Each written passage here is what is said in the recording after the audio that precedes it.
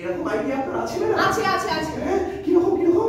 এই যে খোলা জায়গাটা দেখতে পাচ্ছেন, এটা সামনে যাবো, গিয়ে বাইরে কত লোকজন যাচ্ছে তাদেরকে ডাকবো, এবার দেখে কি বলবো সেটা নিশ্চয়ই আপনাকে বলে দিতে হবে না। ম্যাডাম আপনি একটা ইনোসেন্ট লোককে এরকম দেখুন ম্যাডাম, এর পরবর্তীকালে যে কোনো যখন কেস নিয়ে আসবেন না, without fees as a friend লড়ে দেবো ম্যাডাম। বেশ, তো তাহলে অ্যাজ আ ফ্রেন্ড আপনি আমার একটু হেল্প করুন।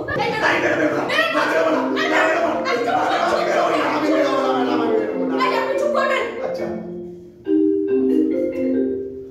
হ্যালো, ঠিক আছে ঠিক আছে, রাখ, আমি তোকে পরে ফোন করছি, রাখছি।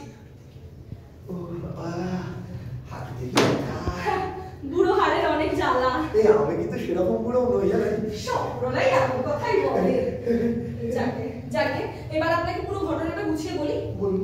কেননা সময় হয়ে এসেছে আর ধাঁধা বাড়িয়ে লাভ নেই। হ্যাঁ, আমার বর, হ্যাঁ, বরের ও এক্ষুনি এই রাস্তাটা ধরে এই বাড়ির দিকেই আসে। আচ্ছা, ওই যাতে চোখে পড়ে তাই জন্যই আমরা ওই জায়গাটার কাছে দাঁড়িয়ে একটু প্রেম প্রেম ভাব করবো। সেটা বরেন দেখবে, ও যে কি প্রচন্ড জেলে সেটা আপনাকে আগেই বলেছি। ও কিন্তু অন্তরে অন্তরে বিশ্বাস করে যাবে যে আমাকে ঠকাচ্ছি না, তাও তাও তাও ও আমাকে সন্দেহ করবে আর সেই নিয়ে আমার সাথে অশান্তি করবে। আজকে আজকে একটা এর আমি রেজাল্ট আমি দেখতেই হবে আমাকে। এটাই হচ্ছে আমার রিভেঞ্জ, আর ওর শাস্তি হয়ে যাব। তুমি আমার সাথে এই অশান্তিগুলো করে যাবে আর আমি খালি সেগুলো মেনে নেব, সেটা কখনো হতে পারে না। আজকে একটা রেসপন্স আমাকে করতেই হবে। রিভেঞ্জটা আমাকে নিতে